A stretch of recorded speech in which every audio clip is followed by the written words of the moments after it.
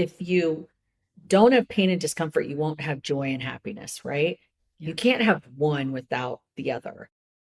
Welcome to The Change Effect, the podcast that helps you turn life transitions into powerful new beginnings. One story, one shift, one breakthrough at a time. I'm your host, Noelle Van, an author, leadership coach, and change strategist who spent years in corporate America helping innovators and leaders break through barriers to create success on their own terms. I now work with women to step into change to create a life they love. Whether you're putting yourself at the center of your own story, redefining success, or making a power pivot in your life, career, or business, you're in the right place. Each week, we dive into conversations with trailblazers, change makers, and everyday women experiencing the ripple effects that come from overcoming the fear and doing it anyway, providing actionable steps, practical strategies, and a whole lot of fun along the way. So if you're ready to step up and become unstoppable, buckle up and let's get started. Change has a way of arriving uninvited, sometimes through heartbreak, sometimes through hardship, and sometimes through the kind of challenges that bring us to our knees. For Sarah Brown, adversity has not been an ending, but a doorway to powerful new beginnings. Her path has included sobriety, the end of an 18-year marriage, and a breast cancer diagnosis she not only fought but survived. Along the way, she walked part of the Camino de Santiago, a pilgrimage that mirrored her own journey of healing and renewal. And today, Sarah stands in a new chapter, thriving in love, grounded in purpose, and deeply committed to helping others find strength in their own stories. With a master's degree in clinical counseling and over 3 decades of executive coaching, Sarah brings both wisdom and compassion to her work. She lives by the philosophy of amor fati, to love one's fate, and believes that even the hardest moments carry gifts if we are willing to shift our perspective. For Sarah, the question is simple yet profound. When life tests you, will you choose gratitude or will you hold on to resentment? Because while we don't always choose what happens to us, we can always choose how we meet it. In her much-loved podcast, Failing Forward, Sarah's philosophy on life was expressed the best, reminding us that even the most difficult experiences are not the end. They are often the very soil in which new beginnings take root. Sarah, it is so wonderful to have you joining us. Welcome to the podcast. Thank you. That was so beautiful. Thank you for that. Oh. I just was like soaking it in. Oh, see, And isn't it almost nice? it almost felt like it wasn't me, you know? I was like, Really? oh, that is me. Yeah. See, did anything surprise you? The breast cancer thing is still a thing for me because I kind of didn't want to really own that I had it until Mm. like I started doing some therapy around that. So I never associated with the word survivor. So when you said that, that's what kind of jumped out at me. I'm like, oh God, I did survive breast cancer. And the further away I get from it, the more real it's sort of become. I think when I was in the middle of it, it was literally like one day at a time, kind of like with sobriety. It's like, I'm just going to focus on today. I can't think about tomorrow. And in a way, that was good. But in another way, it sort of pushed off fear, acceptance, all that kind of stuff that, now I'm working on. It's funny that you were saying that the perspective on it kind of comes later, because that's so true. When you're in the muck of it all and you're kind of in that middle of all the turmoil of it, you're just trying to get through, which Yeah, maybe that's the blessing, right? that is the blessing. Well, now let's go back a little. Start where you want to start, but I would love to take us through when change really started happening. And I know that's probably a broad way of approaching it because change happens all our lives. But after sobriety, is that when you kind of started to have these different shifts happening? Or when did it all start where then you kind of had a series Yeah, of I life would say shifts? sobriety like opened me Yeah. wide open. And I share with people that my sobriety was, I don't really like this term, but I had what people would call a pretty high bottom. Mm. I wasn't a daily drinker. However, every day I was thinking about it. Every day I was organizing. Am I going to drink today? Am I going to drink tomorrow? And it was more this obsession of the mind. And also it was a social addiction too, because I was so used to anytime I'd go out, anytime I'd be with friends, anytime I'd celebrate, anytime I was sad, anytime I had a hard day at work, right? Yeah. But it was managed. It was so I thought. And then it really started getting worse and worse. And before it got super bad, my ex-husband at the time, which I thank him for this, he was the one that was like, yeah, I think it's time. Yeah. Yeah. It's And this is how weird. many years ago?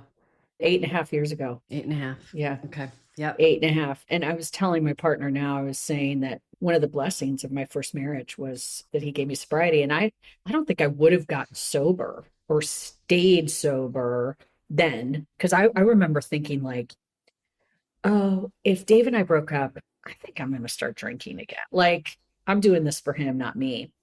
And then I was sober long enough that it's not for him, it was for me. But I'm appreciative of that a great deal. Yeah. Yeah, that's the big reveal, right? That it actually ends up being about us. Right. I mean, Oh, that was like, actually a really good idea.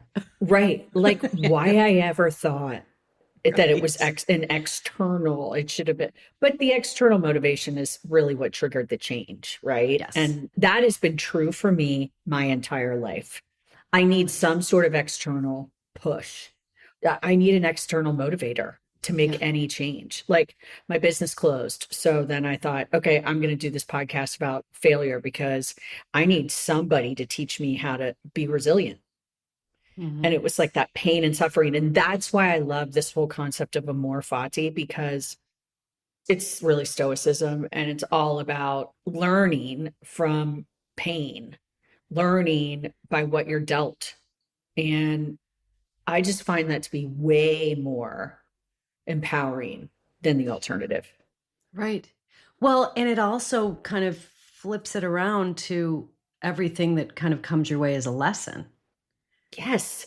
100. Do you believe that? I absolutely believe it. I believe it more now than I ever did before, though. I mean, I think it took me a lot of falling down and coming back up to realize like, oh wow, okay, there's a pattern here. And every time that I do have something that is extremely painful or something that is shifting me internally, oh my gosh, it's a gift. But you don't Yeah. see that in the moment. It's really looking back. But now I feel like everything that happens to me feels like a lesson, good, bad, or indifferent. You know what I mean? It's a different way to look at it. I'm interested in this, and I've shared this with you, but this whole concept around like developing wisdom. And if I were in my 20s, how could I develop wisdom? And when I think about wisdom, it's like intuition, it's applying experiences, reflection. Do you think that people can learn at an earlier age, like really know and believe that every hardship is a gift? I don't know. I go Do you think back it and comes forth with on that age? because, well, I don't even know that age necessarily, but experience. Like the more that you experience, the more you're going to have those opportunities to look at things differently. I've also known people that are in their 20s and 30s that are older souls and they process things differently and more deeply. So I don't think that it's impossible. I just think that the one thing that I'm so grateful to have as I've gotten older is that ability to really look back and really have perspective on my life. And I don't know that I would have had that in my 30s. That's just me personally. And I think it's better since I cut out alcohol because Mhm. alcohol made it all foggy. Yes. And I just feel like I see things clearly now, like really grateful for. Yeah. Oh, I know what I wanted to tell you. This is so random, but you made me think about it when you were reading my intro. Mhm. I have an older sister who's awesome. And since I was little, Noelle, she would call me the little engine that could. Do you remember the little I engine? loved that book. I I did loved that too. book. I think I can. I think I can. I think I can. I think I can. Yes. And even when I can't, I mean, I kind of tell myself I think I can. That And is sometimes I don't awesome. do it. I can't do it, but at least I've tried. Yes. That is so sweet. I love that. And does she feel that way about you? She said that she feels like you kind of pick Yeah. yourself up Yeah. and you She's always called me her little engine that could. I know. I love It's so that. cute. I It know. is. But now, Sarah, getting back to your story, because this is what I think is so amazing about you. You and I met when you were fairly new in sobriety, but you had started failing forward. So you were doing the podcast at the time, right? This Yes. is pre-divorce. I believe this was Yeah. pre-divorce. And so tell Yeah. me a little bit about that experience, the podcast itself, and then kind of moving forward from there, because you've had some pretty significant detours. So I get sober. I close a business. I get sober. I get a new job. I go back into corporate, which I never thought I would do. And I'm still there. Clearly, I love it. And then I guess I was like, oh gosh, 4 or 5 years sober. I found out on my birthday that my husband was cheating on me. And I had sort of like known this is where intuition is so important. And I should have listened to myself because I just knew it. It was probably the best birthday present I could have gotten because I would not have left him before that, right? Like Yeah. I needed that. I was like committed and we're married and this is long term and we make it work, blah, blah, blah, blah, blah. So I found that out on my birthday. That sucked. It was like I think it was harder than my parents dying Oh because man. they're not the person you think they are. They're Yeah. like dead, but they're still living. Hmm. So that really stunk it. And sometimes I wonder if the breast cancer was like in response to a couple people have like, and there are a couple psychologists who were talking about how like trauma we hold in our chest and can come out as cancer. I'm not blaming myself for the breast cancer, just so you No. know that. No. And people listening, this is not a blaming thing either. It just is what it is. But okay, so we get divorced. I have the podcast, which was killer. I had podcast, I had my corporate job, and then I was doing some executive coaching, and my life was really full. And I think when you're going through pain, being of service to others is the only thing that can get you through. And so I was focused on serving those coaching clients and hearing my podcast guest stories. And that really got me through because Yeah. I mean, we were married 18 years. We were together 20. Yeah. So it was big change. It was a big change socially too. I mean, we weren't hanging out with the friend. I had some people who, not my close friends, but I had one or two people who stopped talking to me, even though I did nothing wrong, but Yeah. it doesn't matter. And today I've forgiven my ex-husband.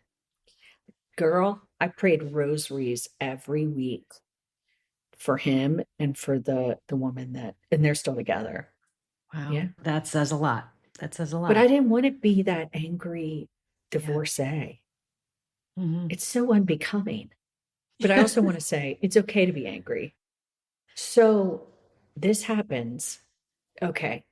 Then the breast cancer comes. And there were so many cool stories about this breast cancer thing, but I knew I had it before. Like I had gone, that I had a bad mammogram, and then they said, and they did a ultrasound or sonogram, whatever that is, and then they were like, "We might there, blah blah blah." And I got in the car and I called my sister. I said, "I know I have it. I just knew." It goes back to this Whoa. intuition. I just Yes. knew it.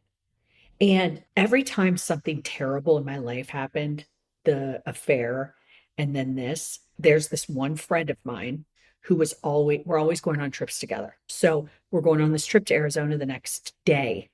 I said to the doctor, "Hey, can you just biopsy this right now?" And they were like, "Ha ha ha. No, you can come back next Tuesday." This was a Wednesday or a Tuesday or Wednesday. I'm leaving the next day to go to Arizona on to a spa like weekend retreat Oh. with this friend. And we got there and I was like, "Hey, I need to tell you something. This came up, blah, blah, blah." And I gotta tell you, I kind of think I have it. And she said, "Okay, well then, let's update your vision board." And I'm like, F my vision board, girl. I can't like vision anything. I can't dream right now. I just need to get through this. And Right. she was like, "No, you actually really need to work on your vision board." She made me do it. I put a picture of, I think it's Half Moon Bay in California. I always Yes. felt this draw to California, like, and I live in Cincinnati, Ohio, y'all. And I had a picture of a man and a woman and like snuggling in a bed. And I had a picture of like a healthy, fit woman. And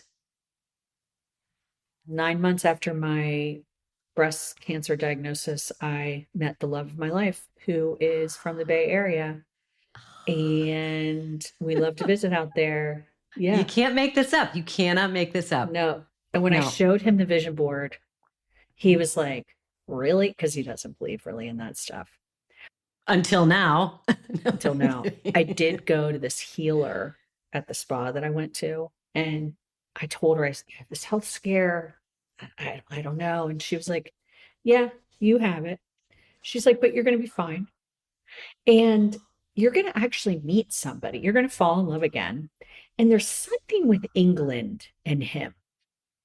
No. Rob's parents are from London. No. I swear. Seriously? I'm not kidding. I'm not kidding. Yeah, the British. I love it. I Yeah. love it. Oh my God. So many like groovy synchronicities happen. And I know Yes. I know some people are like, I don't know if I believe that, but why not? Right. Why not believe in that stuff? Absolutely. And I mean, you don't have to be super spiritual to buy into some of that stuff. I don't believe. But then again, I've been living in California all my life. And I have family from Chicago that look at me cross-eyed when I tell them things like that all the time. They're like, okay, all right, whatever. No, but I think no. more and more people are agreeing Understanding with that. there's a little bit more out there than we see. That's for sure. Yeah. I think. Yeah. Okay, so you go to this healer. So this is what year was this that you were diagnosed This again? was 2023. Okay. And then when did you decide to do the Camino? Did you have that already? That was the same friend? Gosh. No, that was a different friend. But actually, the friend that went with me, this goes back to my birthday again. I forgot this. So on my 49th birthday, I went to dinner with one of my besties, and she was dating a guy whose first wife had breast cancer and died. She's a germaphobe and a hypochondriac. And she was like, I'm going to get breast cancer. I'm totally going to get it. Blah, blah, blah, blah, blah. I was like, you're such a spaz. I haven't had a mammogram in like 7 years. You're fine. And she was pissed. And she said to me, tomorrow, I'm not talking to you until you book a mammogram. I would not have found out about the breast cancer if I hadn't booked the mammogram. It was because of her, because she wouldn't talk to me. Oh my God. No. So because of her, I got the mammogram, and it was very early detection. Yes. And so after I got better, I said, and through the surgeries, I was like, I really want to walk the Camino. Like, I want to do this, but I want to do it in really like, let's just say I didn't do it like the pilgrim hard way. Okay. Yeah. All right. Yeah. It was You did what you easier. did. Who cares? I did what I you did. Okay. Yes. Like they had Yes. snacks ready for us. They would have picked us up if we needed a ride, like that kind of jazz. Anyway, she came with me, and then another really good friend, and they came to celebrate. Like, so many people did so many things for me when I was sick. So I asked my friends and said, I'm not going to go ask for things for me on this walk. I'm going to take everybody else's prayers. So every morning I'd say their prayers that they gave me and reflect on that as I walked. And so it was really a gratitude trip for me, like big time. That is amazing. Did you So when you feel get any? to the 10, yeah. Yeah, go ahead. I was going to say, did you feel any of that? Because I've heard it's a very spiritual I experience. did. When you get to the cathedral, there is a statue of Saint John the Apostle. He's buried there. So there's this big like statue of him, and it's behind the altar, and you go up and you can touch it, and people touch it or they don't. And I just felt this calling to just hug it. And, a hug after you've had a bilateral mastectomy, hugs are pretty personal because you're sore, you've had surgery on a very personal space. And I just remember being like, I'm going to give this guy the biggest hug. And I did. I'm sure people behind me, in front of me were like, what the? So I did. I really felt, and I felt I just felt so much love and gratitude. Yes. And I was falling in love at that point. I just met Rob. So I just really, Yeah, I was so grateful.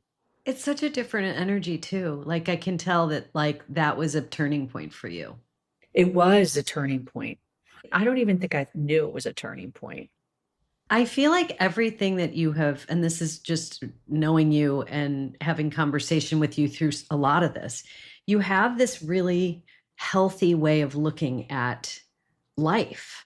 I mean, even from your podcast, because I remember you describing the podcast to me when we first got to know each other. And I was like, what a great like way of looking at life in general, of like, actually, let's celebrate failure. Let's like talk about it and let's put it out there and have an honest conversation about it. And let's celebrate because there's always something on the other side of it. Right. And not to say, I mean, you had obviously health scares and challenges, and then coming out the other end of that too. That's not necessarily a failure, but it's these challenges in life that kind of can throw Yeah. you backwards, and then you kind of get back up and throw you backwards. It's challenges, and I think it's also like suffering. Yeah. And I don't think a lot of people like that word suffering, but there are great gifts that come from Yes. suffering. What would be advice that you would give to someone? And I mean, we've just talked about several situations that could be really, really earth shattering for someone, right? Divorce can be an extremely traumatic situation for people. Maybe starting with that, what would you say was your biggest sort of takeaway from that experience? If you were to tell somebody going through it right now and, maybe somebody who's saying, I don't know even how to deal with this.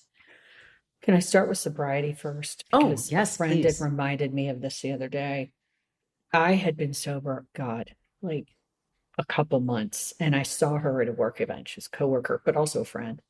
And she had just cut out alcohol. Like she was like 7, 10 days into it. She was white knuckling this stuff. Yeah. She was crying. She's crying at this work event. She was just like, after the first couple weeks, you're Yes. just riddled with anxiety Yes. until you figure it out, right? And I don't remember saying this to her, Noelle, but I guess I said, you have just received the greatest gift of your life. Like, life is going to be so much better for you after sobriety. You were Yes. probably miserable before. So, that would be my number one thing, which is you think you're not going to be fun anymore. Mhm. You think you're not going to have any fun anymore. But the reality is, it's the opposite of that because you were never probably really fun to begin with if you were drinking that much, Yeah. Yeah. And now, like, uh, okay, I had sex for the first time without alcohol, and it's wonderful. Yeah. I fell in love without alcohol, and Yes. it's wonderful. You know what I mean? It just was so muted. Everything was so muted by it, even though I thought it was I thought it was elevating. It wasn't. That would be the drinking one. And then the cancer one, do not go to Google and Google everything. Do not talk to people. If you start to talk to somebody who you can tell is bumming you out, get out of that conversation and don't continue having like conversations with them about your diagnosis. Yep. You have to protect your energy around it. And I talked to a young woman, mom of 3 kids, last week, and she's like, I can't tell you how many people are saying these things to me. And I said, cut it off or tell them, hey, thank you, but I'm not interested or something. Mhm. Like, no, everybody's experience is different. And if I listened to every person who had been through it before me and to what their issues were with it, I would have been miserable. Right. Like you have to really preserve that internal sort of. Yeah, because you don't know what's going to happen. Everybody's diagnosis is so different. How you respond to the drugs and surgeries and chemo and radiate, like you don't know. Yes. So don't listen to them. Like protect, protect, protect, protect, protect. That's what I Yes. would say. Oh, Yeah. I love that because I think that I've shifted my way of thinking of life lately, and it's all about energy to me. Like it's like, well, is it going to suck my energy? Is it not going to suck my energy? Like when I wake up in the morning, is that thought going to bring me good energy, or is it going to like set me off for a day of a lot of pain and anguish? Oh, I think I'm going to pick the other. It's that knowing that you have the choice to really like exert energy where you know that it's going to be well serving you and not Yeah. where it's not. energy goes where intention flows, or intention flows and energy goes. So Yes. whatever your intention is, the energy is going to follow that. And also, I'm super into, you and I've talked about this a little bit, but like this whole embodiment piece of connection of mind and body. And I Mhm. think that's a really big school of thought that's kind of hitting both the coasts and I think around the world, actually. But it's this whole concept of like really tapping into, hey, how did my body feel around that? Did I get a tight chest or was my heart open? Did I get a tight jaw or, like really getting in touch? Mhm. Are you grounding yourself? Like feeling your back against the chair, feeling your feet on the ground.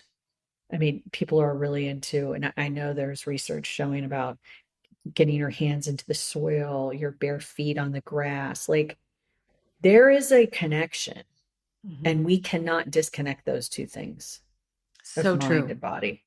Well, and I think in all that you have described that you've experienced, right, where you've had emotional trauma, you've had physical trauma, and then on the opposite end of that, right, you've been in a new relationship and all that. When you think about emotion, because I always think back on my pre-sobriety days where I was so dissociated with my body. I mean, literally probably could not have told you what emotion I was experiencing because I couldn't feel it physically and I couldn't, it's just, it's like a lack of being able to process because your central nervous system is so compromised. Do you Yeah. feel like throughout the course of these things all happening, have you had a different experience in your relationship with your emotions as these things have happened? 100%. So I'm an Enneagram 7, and everything for me is reframe, reframe, reframe because I want to avoid feeling pain or discomfort. And my growth edge is to feel pain and discomfort because pain and discomfort, if you don't have pain and discomfort, you won't have joy and happiness, right? You Yeah. can't have one without the other. And so the emotion thing's been really hard for me, but something that I have to keep working on. Hmm. The other thing I was going to tell you is that we are talking emotion, but I'm going to go back to the body a little bit. When somebody would take me through guided meditation in my body, I had such a hard time connecting with the body because of all those messages over the years, like you're fat, your stomach's not flat, your arms are flabby, all the negative things about my body. Hmm. And what I'm trying to work on is, God, your body she worked really hard to keep that cancer out. Man, did she bounce back from a bilateral mastectomy. So I'm like, girl, you are strong. Yeah. Like Yes. that's the stuff I'm trying. I'm really trying to not be in the your body sucks. Right. Or just beating yourself up about any kind of false belief Yeah. that has been going through I mean, we all experience that, right? We all go back to a place that we're like, wait a minute, how am I going there today? I don't understand. Right. Because it just has a way of creeping back in if you're not conscious about it. Yeah. And as we get older, I'm even more critical of my Yeah. wrinkles and my skin, and it's like, well, I mean, like, okay, let's be honest. I still put Botox on my forehead, but like I also want to like love myself too. Yes. The way you describe all of this to me, I really do. I get such a strong sense from you, Sarah. I mean, you're a learner, right? You're always learning, you're always Yeah. growing, you're always looking for the lesson and everything. But you've given yourself the grace to go through a lot. And you're super honest about it, which is something that I've always admired about you. You're very honest about what's happening, right? It's like some people be like, "Oh no, I'm fine, everything's." No, like you're very honest as you're going through the experience of what's happening and kind of how that's affecting you. And that I think is such a huge step in the direction of then getting to know your emotions internally. Because the more you can describe Yeah. that and be authentic around it, the more that happens. But I will just bring up one thing, and this is only from one Midwestern girl to another. We weren't really taught maybe to be as emotionally connected. And that's not just a Midwestern thing, But I think that we have a tendency, we can kind of brush over that stuff because that's sometimes kind of just the way that we were brought up, or that, I mean, I always laugh because I say I come from a family of, people from Chicago are a little bit less, nothing's a big deal. Nothing's a big deal. Yeah. Because, we No, live in it's a not. place that's, it snows 7 months out of the year. Come on, like everybody just get with it and get a backbone. I mean, it's that type of It's mentality totally that. sometimes. Like my mom, I mean, if she was still alive, her mentality was you pull yourself up by the bootstraps. Like, Yes. and she was super pragmatic about stuff. Like, it wasn't that she was a Pollyanna, and it wasn't like she was like, woe is me, but it Right. was like, okay, we're going to deal with this. Now, Yes. on the flip side, though, to your point, my parents were pretty good, and I think they were like early adopters of emotions and the importance of therapy. And we did Love it. family therapy and we would have family Nice. meetings and we would pray as a family. They were kind of like a little progressive on that. I think back then a lot of families prayed, but like family therapy was not the No. Yeah, norm. yeah. Yeah. And so it was kind of modeled for me, which is really nice. Oh, and my dad was in the program. He was in AA before my parents met. So he was very used to talking about feelings. Yes. Oh, that's such a gift though to have that, because to see that and mirror back what that's about is really important as a kid. And then he made it safe for us. Like, Yes. Noel, I haven't told this story in a long time, but I remember he got diagnosed with cancer when I was pretty young, like sixth grade, and then sixth or seventh. And then by the time I was a freshman in high school, he was on death's door. Like they were like, you have 6 months. And my mom was like, no. And she took him to this holistic doctor. They cut out all Western medicine and she took him to a holistic doctor. And he lived for another 7 years, like no more lung cancer. All this stuff was gone. But so there was a happy ending. But I remember when they gave him, I don't know if it's when they gave him 6 months, but when he was really bad, they sat us all down and they were like, Dad's really sick. And we want to talk about how this is impacting each one of you.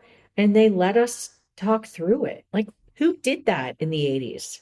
I know. That is pretty amazing. That is I really know. amazing.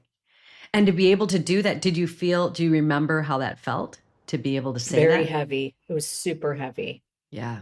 Yeah. And I don't like thinking about it. Yeah, Yeah. it was not pleasant. But what's the alternative? Pretend like dad's fine when he's not? Exactly. Exactly. There's nothing worse than pretending something's not happening.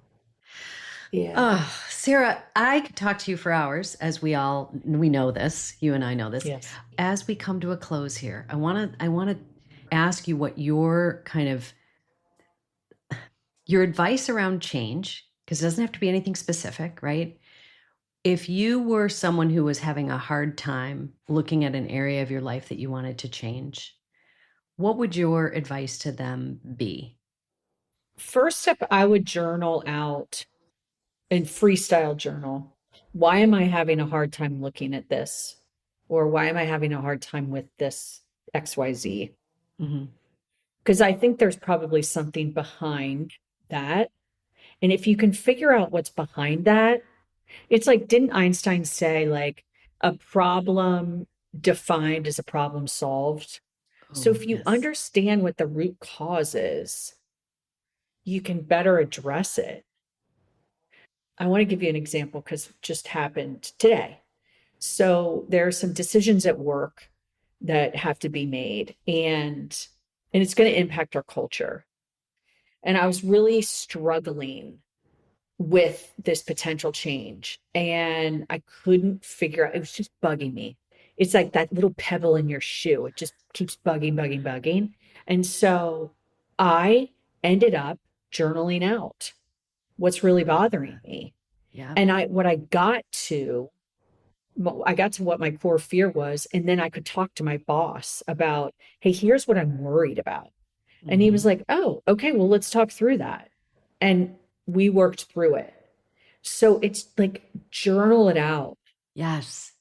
Well, and you just brought up a great point, is that a lot of times, especially when we're writing, I mean, it's all subconscious stuff, right? So it comes up and sometimes it's surprising what you see, but fear is typically behind most of it. I mean, I always think of, Yeah. the clients that I work with all the time when we talk about change. There's 50,000 other ways that they could describe why they don't want to do something, but the core root is typically fear, or at least like fear of the unknown or fear of not knowing what's on the other side of it, which, by the way, we're all living a life here that is not guaranteed. Like, we don't know what tomorrow is going to bring anyway. So it's like, it's a different way. It's a different way of looking at it. But I wanted to ask you that question only because there's been a lot. I mean, you've had a lot of change. Now you've talked about your new love. Obviously you've got a lot going on there. Anything else coming up for you? What's on the horizon for you work-wise and with your clients? I love my day job, and I lead people and culture. And then I have been focusing on executive coaching in the conservation area. And it's not just there, it's other areas too. But I feel really drawn right now to work with those folks because funding's getting cut. There are changes. And so it's gotten harder for them. And this is not a political statement because I'm right in the middle, but they need more support. And so I've just been really jazzed about that. Oh, by the way, that was a picture that was in my vision board of like animals. And I didn't know why. Yes. Yes. This vision board thing, I got to get back to mine. I got to get back to it. I know. It really is something. It tells you something. It's like soul work or something. I don't know. So I'm focused on that. And then I'm kind of maybe looking at a new business idea, but I don't know where that's going to go. And so it's the coaching and the other thing that I'm really, and the Enneagram. I'm really like learning, digging in about the Enneagram. Yeah. Yes. Oh, Sarah, it is so fun to talk to you. And we're going to probably do a follow-up with you because we have to. Because every time that I talk to you, something new is happening. And I have to follow along. And I know the listeners want to follow along now too. Thank you for having me. By the way, do you know that you have the most beautiful voice? Because you and I talked on the phone. We didn't FaceTime until a couple weeks ago. Like, we talked over the phone for years. We did. Yes, we did. I don't think we did do a Zoom for a long time. No, other than the podcast. I think that was it. I was on your podcast years ago. Yeah. Yeah. Thank you again, Sarah, for coming on. It's such a joy. It's such a joy. Anyways, thank you for being our guest. Thanks for listening to the Journeys Through Change podcast. You can find us on Spotify, Apple Podcasts, or really wherever you get your favorite podcasts. Be sure to follow us and leave a review if you enjoyed this episode so more women like you can find us and join in on the fun.